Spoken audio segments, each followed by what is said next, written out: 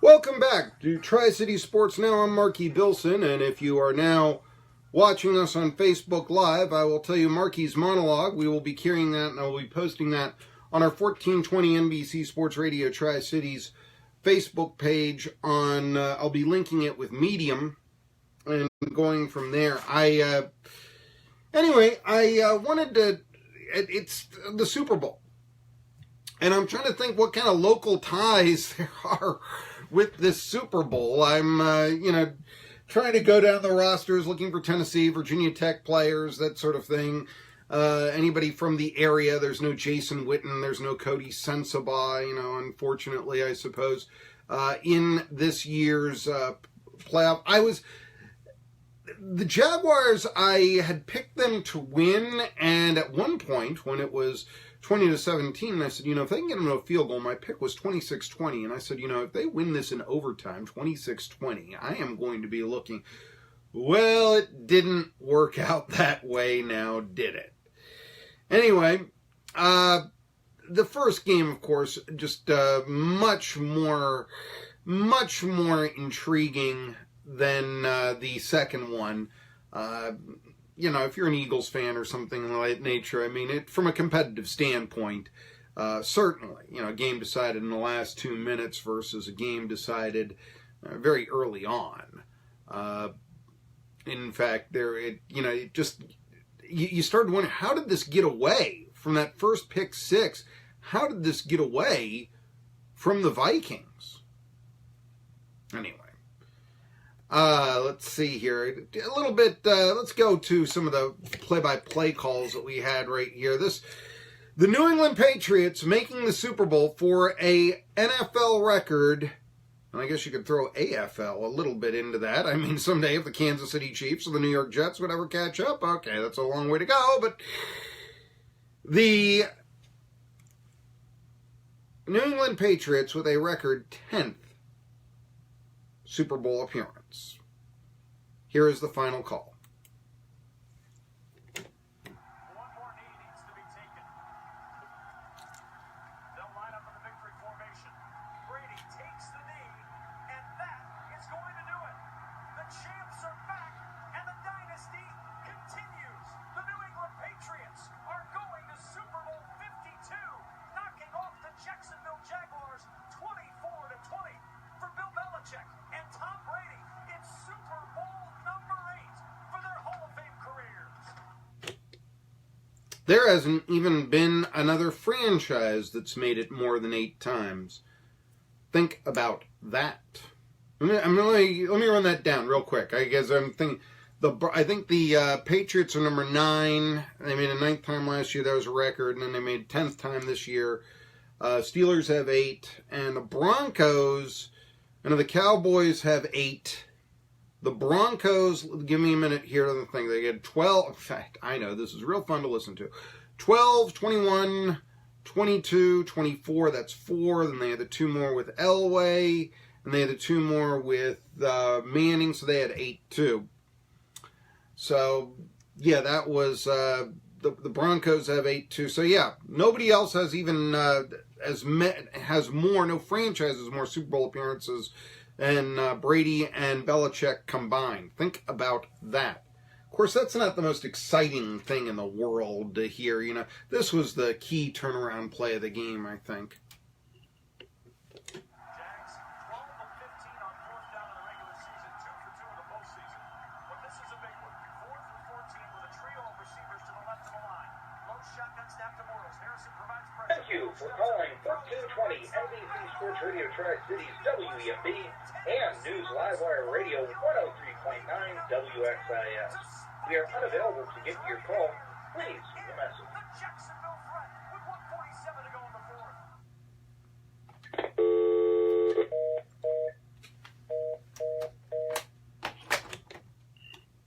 So that was the turnaround right there that you knew the Patriots were going to be the team of the ages. Now, I'll tell you what, the Philadelphia Eagles, let's see here, this was their call when they went to their 3rd ever Super Bowl. All they can do is stand and wave the white towels and roar as Nate Sudfeld takes the knee again.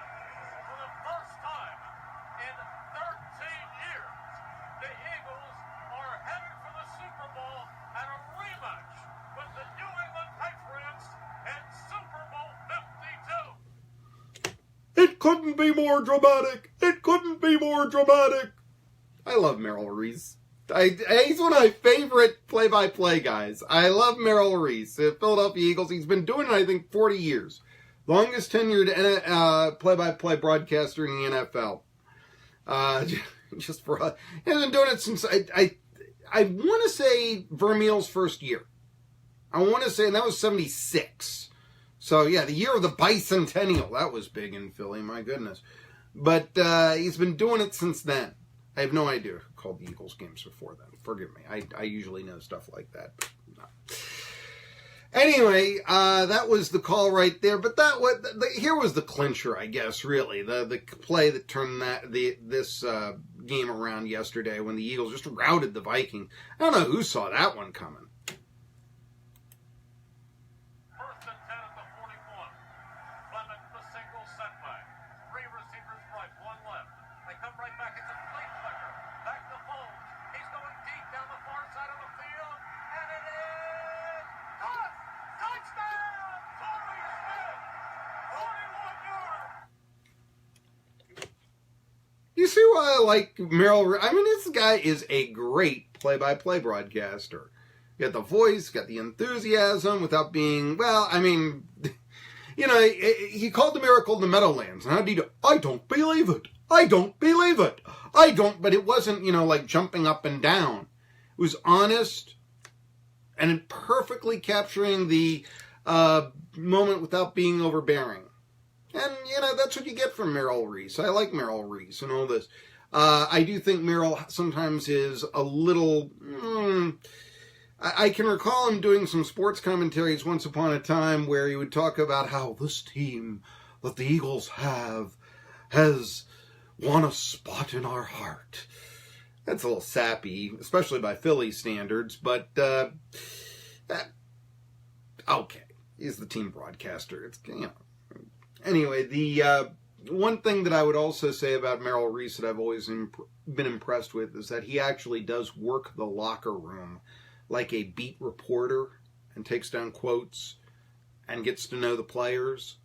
And not every broadcaster in the NFL, team broadcaster, does that.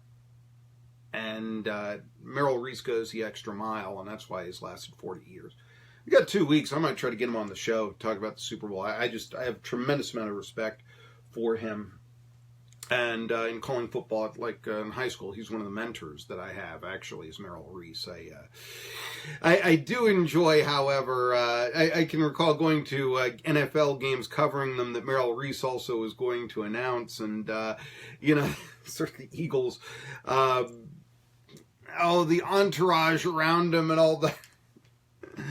Merrill Reese evidently, you know, going to pat downs and security and all that would get like worried or something. I would understood.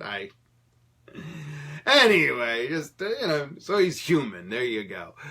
Case Keenum, I will tell you this, he is pretty classy. He's got a background with Nick Foles, and he says he's going to be rooting for him. Yeah, it couldn't happen to a better guy. I mean, he's been through so much that a lot of people don't even know about. And, you know, just the way he came out and played and just lit it up. Couldn't have happened to a better guy. It really can't. You know, obviously, it's still hurting a lot right now, but I'm going to be rooting hard for him next week.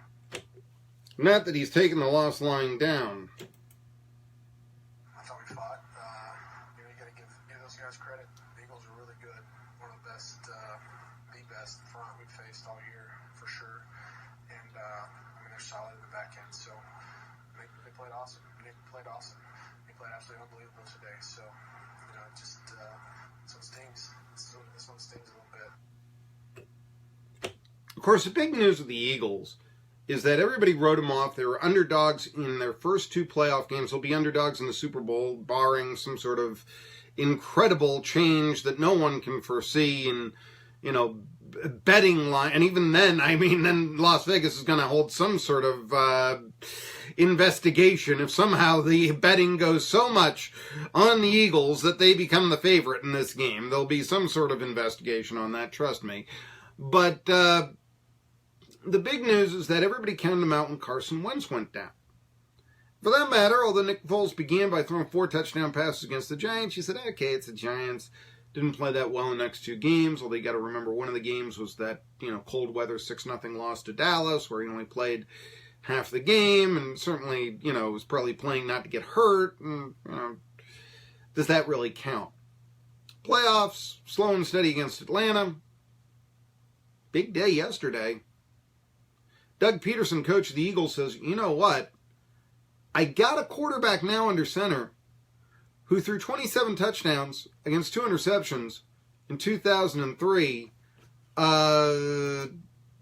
Why are you counting me out? I mean, here's what he says about the current state of affairs with the Philadelphia Eagles. Doug Peterson. Our season wasn't over. We still are in the driver's seat. We had to, I think, win 1 or 2 games at the end of the year to at least have home field and at least have a home bye, that first round. And I just felt confident in the players and the coaches, and that we were still a good football team. And I talk to the team all the time. It's not about one guy. One guy can make a difference for you, but it takes a whole team. Oh, there you go.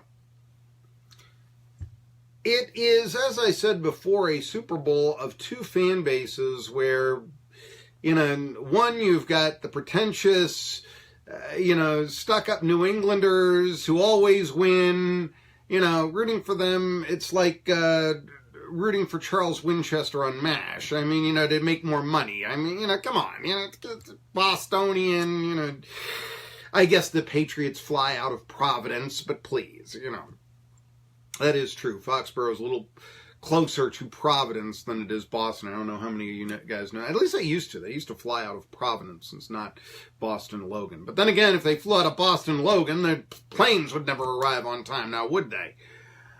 The second thing is then you've got Philly. And if there's ever one city that, you enjoy seeing lose, honestly, and, did you see the people, at least they didn't hit horses before this game. But they had, the fans fighting amongst, it's not even, picking on a Vikings fan or anything like that. They're fighting among themselves in parking lots. And so the tailgating began at 6 a.m. That's fine. I mean, they begin tailgating in the Grove at Ole Miss for, how long? You don't see them punching each other out. Anyway, the key figure is obviously going to be Tom Brady. Here's what he had to say about the Patriots' run. It's just been an unbelievable run, and I think everyone should be really proud of what we accomplished. This is a different team than last year's team, and it didn't look good at 2-2, and you just keep showing up to work every day, and we sit in these chairs, and Coach Belichick gets up here, and he demands a lot out of us, and he tries to get the most out of us every day, and it's not always great. Sometimes it's pretty average, and then you're just trying to get better and better, and get to the point where you can make the fourth quarter of a game, and try to play well enough to get yourself into the next one. So.